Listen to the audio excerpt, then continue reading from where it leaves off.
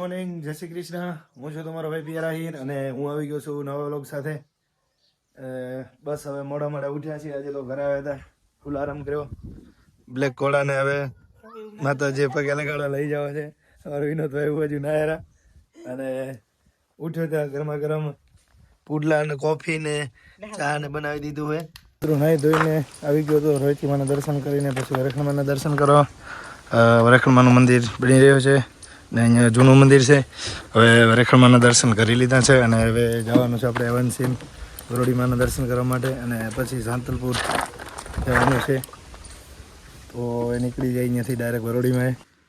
મેં તો દર્શન કરી લીધા છે વરેખણમાના અને આ છે વરેખણમાનું જૂનું મંદિર. નવું મંદિર તો બારે બને છે એવું તમને ખબર જ છે. મિત્રો હવે હું પહોંચ્યો છું ખેતરે ને આ મારું જીરું ઊભું છે. બાજુના ખેતરમાં ઘઉં છે, આ બાજુ જીરું છે. આપણું ખેતર આજુબાજુ બધે ખેતરની વચ્ચે છે એટલે ઝાટકું બાંધવાની જરૂર પડી નથી. આ છે મિત્રો મારું જીરું. થોડો બગાડો છે, વચ્ચે વચ્ચે ઉતરી જાય ક્યાંક નુકસાન થાય રહી અમુક જગ્યાએ. આ છે ઘઉં ને બાજુમાં છે બાપાનું ખેતર.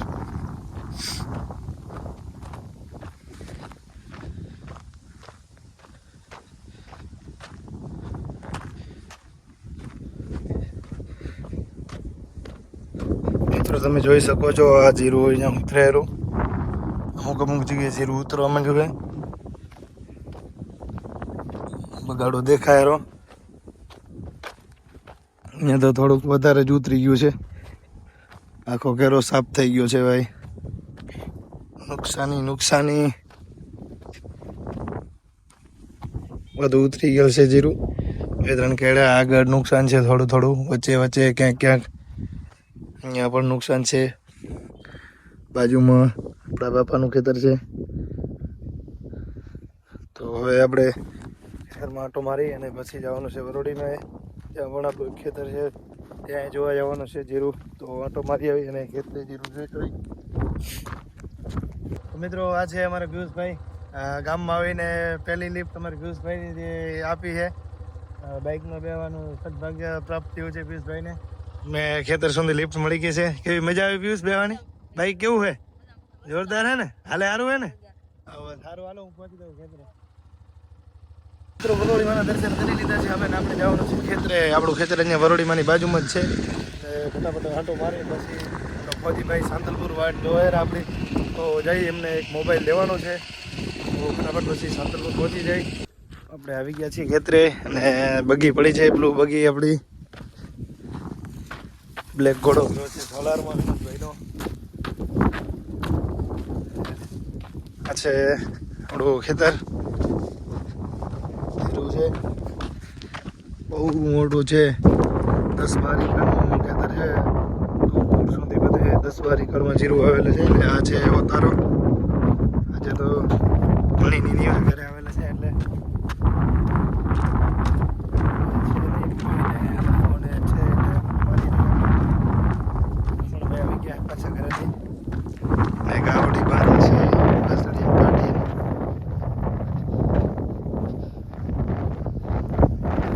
બે ભત્રીજાને લીધા છે સાથે અને નીકળી ગયો છું સાંતલપુર.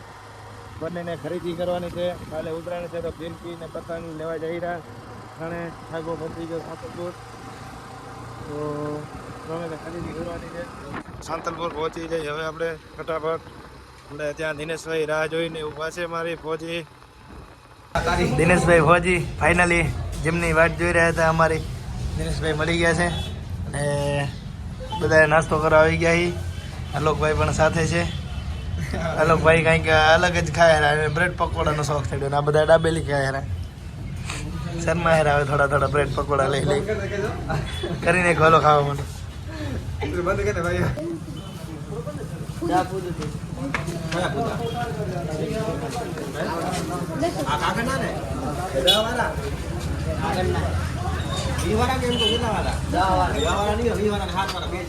આવી ગયા છે પતંગ લઈને. ફિરકી તો કાલ પાટણથી લાવ્યો હતો. પતંગ બધાને આપી દીધા છે. હજી એવો પડ્યા બધા. એક લઈ લો પતંગ. ચગાવો માંડો આજથી જ.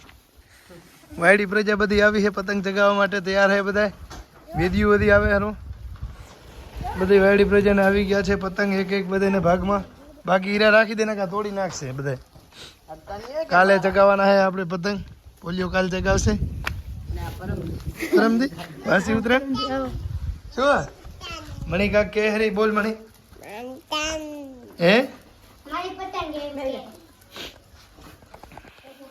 પાછો જતો હતો આપણે દિનેશભાઈને મોબાઈલ લેવાનો છે ને સોનીબેન આવ્યા હતા લેવા તો આ બે ભાઈ અહીંયા આવવાનું હતું તો એમનું ઘર છે આ બધા તો ત્યાંથી ગામમાંથી લઈ આવ્યો તો ભાઈના શું કહે મનમાંથી શું કહે મારા પડતે આશીર્વાદ નહીં કરે હેરા સુખની શાંતિ મળશે ને કરમ મોટો રહેશે ને ધંધા નોકરીમાં લાભ આવશે ખાતા ખૂટશે નહીં વાપરતા નેટશે નહીં કોઠીનો કરણી ખૂટે ને પેટીનો પૈસો નહીં ખૂટે માતાજી કરશે માતાજી જલસા કરે અંજા તારા માથે મેરડીનો હાથ છે અરે આભાર ભાઈ થેન્ક યુ મેરડીમાં લાભ આવશે એટલે અમારી ફૂલવાજી દીવા કરીને માતાજી લાભ આવશે એક ગીત ગાઈ નાખ કયો ગીત ગા કયો ગીત ગા ગઈ તું ગા ગીતો નથી આવડતો બાબા ભિખારી માણસ એટલે એવું ના કોઈ ભિખારી નથી ભાઈ અમે ભિખારી જો બાબા અમે શાક રોટલો માગીએ હતા અમે ગામમાં ગયા હતા માગવા એમને મળી ગયું ગામ સારું હે ને મારું ધોકા દયાળુ ગામ હે ને ઓ બસ દેશ તમે મેરડીમાં લાભ આવશે ભલે હાલો 20 રૂપિયા હાલતો જા આ અમારા ડંગા છે બાબુ અમે મજૂરી કરવા આવ્યા બસ રેડી રાજી ને તો બસ ભલે હો ભલે હાલો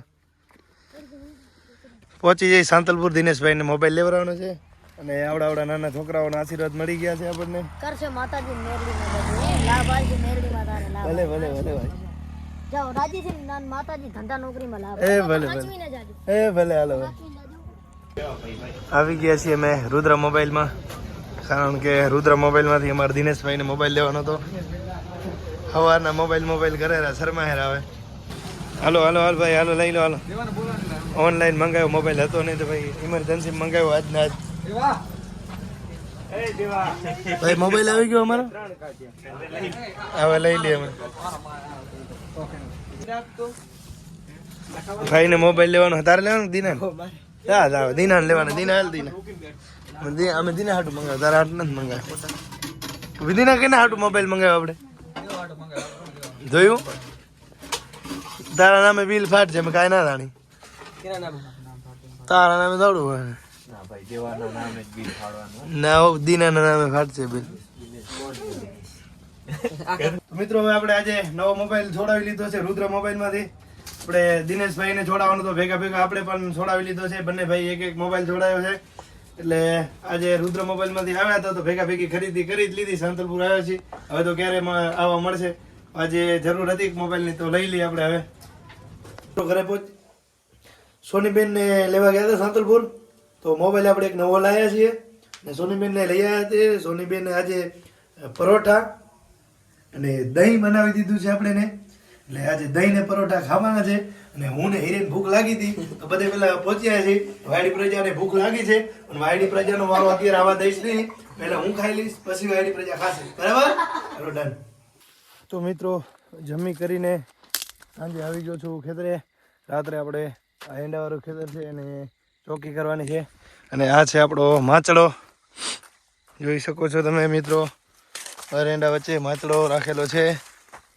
મારે વિનોદભાઈ રોજ આવે છે પણ આજે 2 દિવસ હું ઘરે આવ્યો એટલે એમને રજા મળી ગઈ છે અને મારે હવે 2 દિવસ આવવાનું હોય ચોકી માટે અને મિત્રો આજનો આપણો બ્લોગ અહીં કરીશું પૂર્ણ મિત્રો જો તમને બ્લોગ સારો લાગ્યો હોય તો લાઈક શેર અને સબસ્ક્રાઈબ કરજો અને મિત્રો સપોર્ટ કરતા રહેજો આવા નવો અને મળીએ આપણે નેક્સ્ટ બ્લોગમાં જય શ્રી કૃષ્ણ બધા મિત્રોને